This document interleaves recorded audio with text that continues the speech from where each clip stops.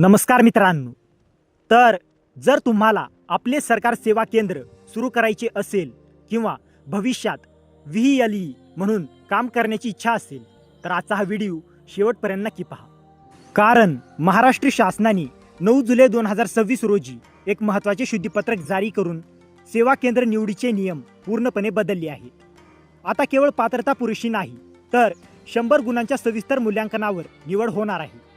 चला तर मग संपूर्ण GR सोप्या भाषेत समजून घेऊया. तर GR मध्ये काय बदल झाला तर पूर्वी सेवा केंद्रासाठी निवड करताना काही मर्यादित निकष होते.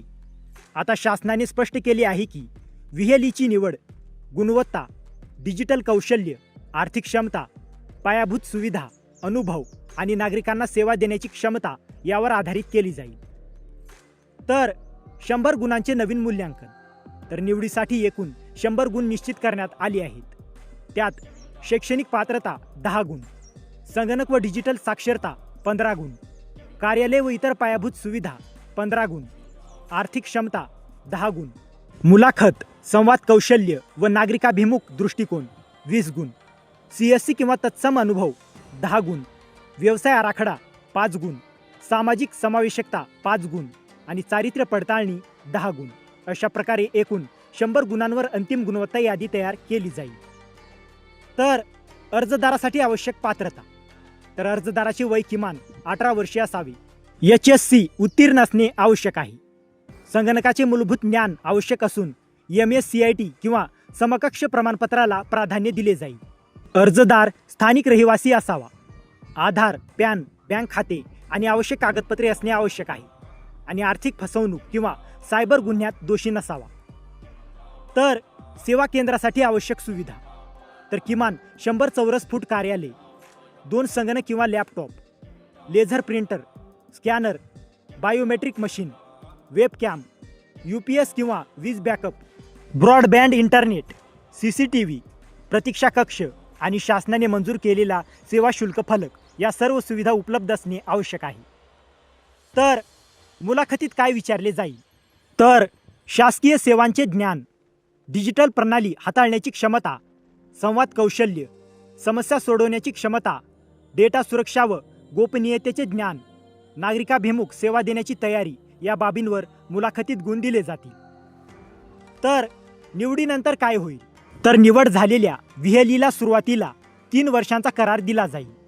यानंतर व्यवहारांची संख्या, नागरिकांचे समाधान, तक्रार निवारण, सेवा गुणवत्ता आणि इतर कामगिरीच्या आधारे कराराचे नूतनीकरण केले जाईल.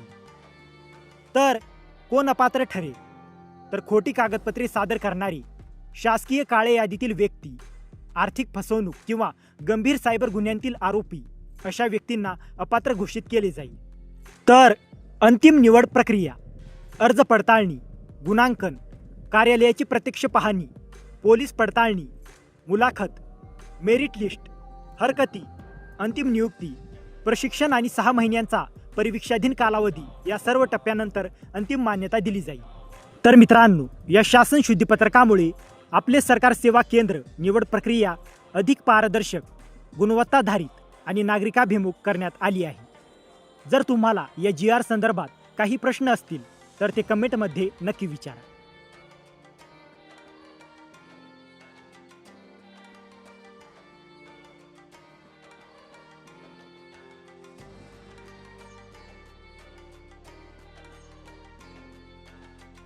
तर मित्रांनो, जर तुम्हाला या GRची PDF हवी असेल तर डिस्क्रिप्शनमध्ये आपल्या टेलिग्राम चॅनेलची लिंक दिलेली आहे.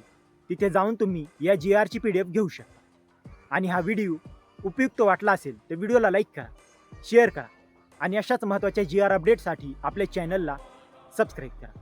तर मित्रांनो, भेटूया अशाच एका महत्त्वाच्या पुढच्या व्हिडिओमध्ये. जय हिंद, जय महाराष्ट्र.